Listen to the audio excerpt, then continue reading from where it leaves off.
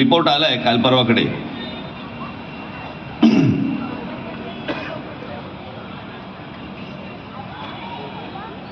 आता रिपोर्टमध्ये असं दिलेलं आहे की आता आलेले आणि येणारे इथले तर बाजूलाच काढा, पण बांगलादेशामधनं आलेले जास्तीत जास्त मुसलमान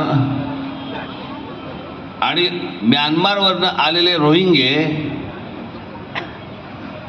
यांचं भविष्यातलं प्रमाण पुढच्या 10-15 वर्षामध्ये 20 वर्षामध्ये एवढं वाढणार आहे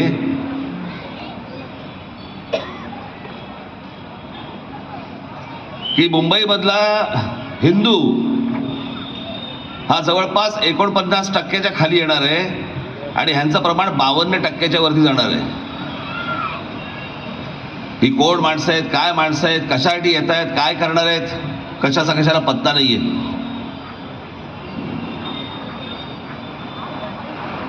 आणि हे जे उमेदवार उभे आहेत ही माणसं त्यांना मदत